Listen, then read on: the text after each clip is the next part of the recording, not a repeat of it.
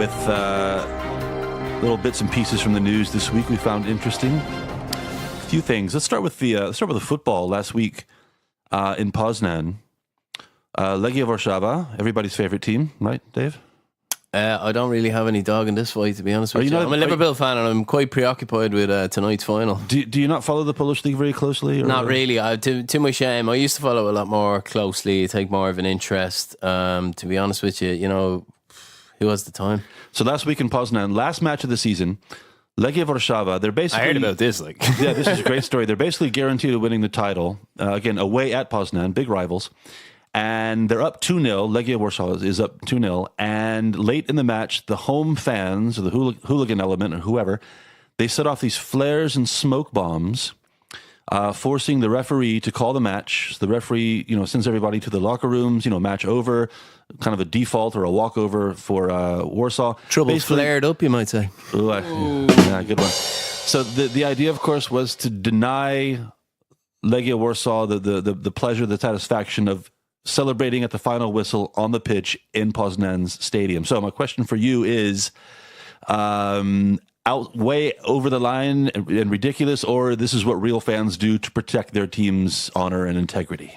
Well, no, I mean, the former, of course. But I was just wondering, as you were telling this story, would this have ranked as a really serious incident back when you were on the terraces, John? Well, back in my day, yeah. Back when they were just concrete shells with barbed wire around them, flares with Alicia. How does this happen in this age of, proper stadiums, theoretically proper security? The scandal here that I never see addressed. You can't search that's the big myth. How big are these smoke bombs? How big are these flares? And you can search. I know you can. You're sure you can. It takes time. But people want to guys, get to their seats. These guys, their friends are working the security. I think that's the only way that they can get this stuff in. And so, they could sneak in a bus if they wanted to, right? That would be impressive. That would be and throw that on the pitch, yeah. Park it in front of the goal, please. Can't believe it didn't get there for as well, though, Josh. So, Dave, you say, no, this is embarrassing. Well, yeah, I assume this could have ramifications for UEFA possibly fining. Well, that's the thing. Poznan finished third in the Polish league, which means they pre-qualify. This is complicated, but you know more about it than I do, but they pre-qualify for the Europa League, right? Yeah. And so they're talking about maybe stripping them of this, they're having pre-qualified, maybe docking them points next usually season. You might have to play a game behind closed doors, or I would say if they haven't been in trouble before, it'll probably be a fine. Think that's enough? Well, no, just know how UEFA operate. That's just the way they... So if you had to guess, if you had to bet, what do you reckon the punishment will be? I wouldn't say it'll be as draconian as what you outlined. Possibly a fine and possibly playing a game behind closed doors. And there always seems to be a dog then that you can hear barking for the whole game if you ever watch a game that's played behind closed doors. Not usually great for the atmosphere. Let's go. It was an incident that was the talk of the town, really. Everybody's talking about this. The visuals are great. You can look it up online. The pictures of the smoke kind of totally taking over the stadium. It was impressive, actually. There's a certain Machiavellian element to it. You can almost admire, not letting your hated rival celebrate it on your pitch, but defending your territory. It is beyond the pale, and we don't encourage it. No, don't do that. We're very responsible. Keep your smoke bombs at home. Yeah. Speaking of smoke bombs, let's go to the EU budget. That makes no sense, but I just made that up. Interesting development this week. They finished something called the cohesion policy at the EU. Now, before you fall asleep, before you leave the page you're listening on, this is important because the cohesion policy is related to the EU budget, and that, of course, is very important for Poland. Yeah, Dave, walk us through what this is and why it's important. Well, this is possibly the backlash that a lot of people have been expecting against Poland in the EU. What they're trying to do is the cohesion policy they put forward revises what's known as the Berlin formula, which is basically what factors do you factor in when you're giving the development budget away? Do you factor in high unemployment that increases your payment? Is it GDP? Is it, all these several factors? And of course, Poland's the biggest net beneficiary of EU structural funds. So it's a big issue for the country. I believe it accounts for close to 4% of GDP a year. So it is a massive inflow of risk-free capital into the economy. And I don't think many people would argue it hasn't done good things in the country. Now, however, there was always going to be the turn towards being a larger net beneficiary towards a lower contribution. It might end up in the shuffle that this isn't as bad as people are making it out to be, but definitely even with just Britain leaving the EU, that's what, 5-6 billion, Josh, maybe EU contributions a year? More or less, yeah. So that's a big hole that has to be accounted for. What will happen now is if they can't agree unanimously, it will go back and a rule kicks in. If they can't agree to budget by a certain time, if it goes back and forth, the 12th provision kicks in. So the budget's paid out based on the last budget, but at a 12th of the payment. So this is the mechanism that everyone's worried about, because, Poland would then be in an even worse situation than if they had agreed to a revision of the formula, if you understand me. I got lost a minute or two ago. Actually. Yeah, well, EU budgetary requirements can be a little complex, but basically this is the start of a process that's going to be very intense as Poland fights its corner. Obviously, their politicians to keep as large a cut of the budget as possible. They would argue that for many years when they had really high unemployment rates, unemployment wasn't a factor, and now that they're using that, and the strategy seems to be to tip the favour of the balance to the southern European states such as Greece, such as Italy. Let's not forget, there's a big anti-EU movement gaining huge ground in Italy after the elections there. So there are challenges, and the structural funds are the ultimate carrot. However, traditionally, that's what they've been. They've never really been used as a stick before, and this will be seen as the EU punishing Poland for what it sees as transgressions. Well, that's one of the questions topic. I have. I mean, okay, I'm an outsider. I'm not European. Maybe I don't get a vote in this, but still. Say it, please. This is interesting to me because... let's not pretend that, as you mentioned, that, Poland isn't a massive beneficiary of the budget process. They have a lot to fight for. They want to, they want to bring home as much money as possible. That makes sense. But when the EU, when Brussels uses the budget, as you say, as a stick, isn't it fair to ask what the purpose what membership means? Last week we were talking about bringing new countries like Albania, et cetera, into, and isn't it going to make it more complicated when so many competing interests are bickering over a budget that's divided and subdivided in so many ways? It just seems like a mess that you just can't fix. Is there a question in there? Pretend there was a question in there and run with it, Josh. It is very hard. The big problem is, of course, the impending absence of the British contribution, and the metrics that you use for determining, because ideally everyone wants to receive money and not really spend it. That's the idea. Unless you're Germany, of course, where you've just been kind of paying the bulk of it for beaten down into just forking over the money. Forever. Yes. And France manages to do all right, actually, despite kind of apparently contributing. It receives almost as much back. It's and the process is impenetrable, really.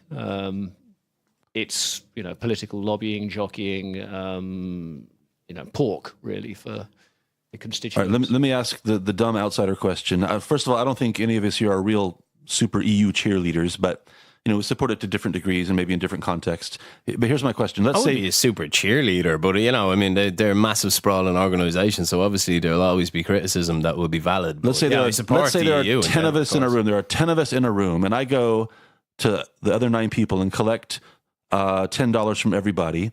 I use that money to give myself a nice office and a nice staff and just a nice lifestyle generally. Then I take whatever's left over and I dish it out to you. I give you some and you some and you some and so on. Why should you be grateful for that? How is that a model that's going to last?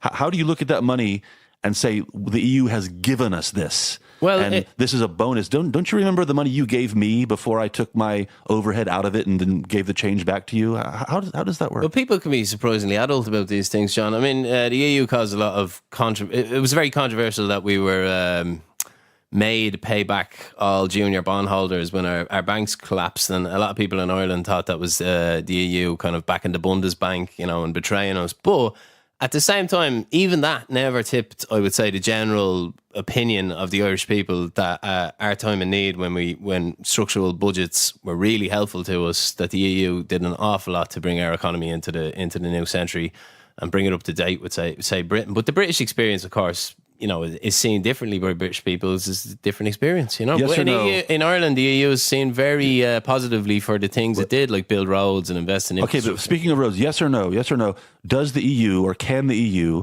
use their money to literally buy political support? Yes or That's no? what it is. What's do. the point in being a new member if you don't see that influx of capital? I mean, let's not. I wouldn't like to get too hung up on the amount Poland's going to lose, because it could end up being in the final shake. They maybe get a 10% shave off the budget. This is a big country with a big budget, and it can certainly take a stride away from EU budget funds. Let's go really meta let's go really deep here, some deep water before we move on. Really deep water. Really Get deep my water. snorkel. Meta. As an Irishman, and you can define this however you want. As an Irishman, do you feel you're in the same family with the Greeks or the Finns or the Portuguese? As I said, the EU is a very popular political project in Ireland. So I would say if It's popular because there was a river of EU money that flowed into Ireland for 30 years. That's why but there was a popular. lot of controversies along the way too, and that's why I say it's an adult conversation people tend to have about this. I mean, there was 2 referendum votes, one especially on the Lisbon Treaty, where Ireland was really forced to go back and just vote a different way. Yeah, exactly. Do it again. And That's what they said. And even then, well, that was of course criticised in many quarters, and there are many people in Ireland who are not as favourable towards that side of the EU. Overall, most people tend to hold a balance of accounts when it comes to the EU, and it's in the EU's favour. Isn't there something to be learned, an obvious lesson to be learned from the fact that generally speaking, the net contributors are lukewarm about the EU and the big beneficiaries are really excited about the EU? Doesn't that tell us all we need to know about what it's really about? Well, I mean, it's a pretty unique political project, and it has had. That sounds like you're avoiding. Well, look, that's a nice way of saying that. I can't tell you generally how all French, Germans, and Dutch view the EU. They're all still members, aren't they? Nobody's talking about really. There's been no wave of EU exiting apart from something we're seeing in Italy. Apart from the first one, Yeah, I mean, I don't know. I mean, it's a tough question to answer because it's so broad, isn't it? I mean, the French and the Germans have traditionally been the massive players in Europe and the big believers in the project. What do you think, Josh? Well, I think, there's a couple of slightly separate issues here. One is this whole issue of structural funds. The other is the Eurozone and the rather awkward or uncomfortable truth that those countries that are members of the European Union that are not in the Eurozone have generally seen their currencies perform more strongly in recent years. And this is particularly true of Poland. And I think whether pro or anti-EU in Poland, the feeling generally is that the zloty is doing well as a currency in comparison to the euro, and for the time being, at least, particularly as you observe what's happened in countries like Greece and so forth, that joining the euro is a bad idea. But in the kind of seats of power, the intention is ultimately for all European Union members to be in the Eurozone, which I can see is perfectly understandable, but questions are being asked about, is the euro a functional currency? Don't do it, Poland. Don't do it. Yeah, I mean, the single currency, the expansion of it has really lost momentum. You don't really hear much about it these days. But Josh is right. The architects of the EU would, assume that was the natural, logical conclusion of it all. The whole supranational government thing will always be an intense debate in Europe, John. Since we're on this subject, last question, I promise this time. Last question, Dave. I think you can probably remember when Ireland switched from the Irish pound, it was the Irish pound, right, to the euro. What happened? It was called the punt. The punt. Overnight, what happened when that switch took place? Didn't prices go up like 10%? Yeah. There was a great documentary on it a few years later called Rip Off Ireland. This is but that wasn't the EU's fault. And an interesting fact, our currency had been through, it was pegged to the pound, but we had been through some terrible currency shocks in the 80s, the 70s. Interest rates in the 80s at one point were something like 18%, John, So the EU, while the euro has been good overall for Ireland because it's been low inflationary, and having a stable currency is very important. I mean, apart from obviously the financial shocks that I outlined, but they nearly took down the whole global economy. So, moving on, in other news, Polish author Olga Tokarczuk received. She was the winner, I should say, the winner of the Booker Prize this week. Josh, tell us what the Booker Prize is and why it's a big deal. Well, it's been going since, I think, 1969. It's one of the world's most prestigious literary prizes. I mean, in Britain, certainly, it's always big news, even, I think, for people who barely read. I think this is the first time a Polish author has won this, so that's obviously reflects great prestige on Poland and Poland's literature. There have been some great books that have won the Booker Prize in previous years. Schindler's List, of course, one of them. Atonement, Ian McEwan, another. The Handmaid's Tale, Margaret Atwood. There's generally a kind of a flavour to the sort of book that will win the prize, but it's hard to argue that the writing is not always of the very highest quality. I think it's always... I mean, I've for many years made a point of reading the winners, even if I don't enjoy them. Yeah, I'm just looking at some of the winners here that I enjoyed. Life of Pi, that was a great book. The True History of the Kelly Gang by Peter Carey. Very, very nice book. And I see V.S. Naipaul won it back in the 70s. Haven't read that one, actually, but he's great too. I see that she... What's your problem with the Booker Prize, John? Well, I don't have a problem with them. I'm just asking it's what no it is. Pulitzer, is it? I'm not trying to start a fight on this. Not yet, anyway. You're a Pulitzer man, are you? That's for journalism, though. Yeah, you get the Pulitzer Prize for novels as well. Tokarczuk, the author, though, I think that she's going to split the money with her translator, which is quite nice. I did notice that the prize money is only £50,000. Now, that's a lot of money to have in your hand, but in the world of top-level prizes, that doesn't sound like so much. Well, okay, I've seen discussion about this many times in the past, and it's an interesting one because, of course, unless you're very, very celebrated or you're J.K. Rowling, you really don't make very much money from your books. So actually, £50,000, even to a pretty established literary writer, is going to be the equivalent of a year's income.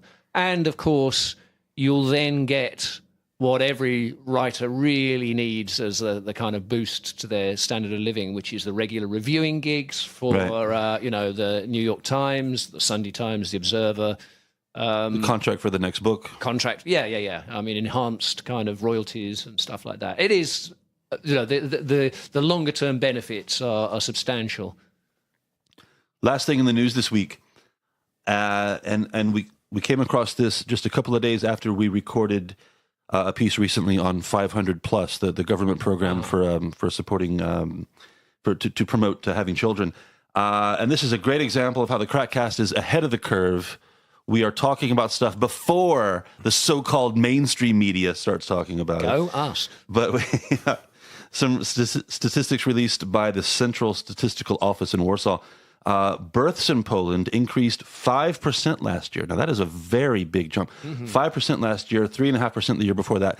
That seems like pretty conclusive evidence that 500 plus works. In other words, that it achieves the goal for which it was designed. This is births in Poland, yeah? I hope so. Okay. I think so. Sure, why not? Dave, is this proof positive? I'm interested to hear that, but I don't really have much to add since the statistics office seems to have said it all for us.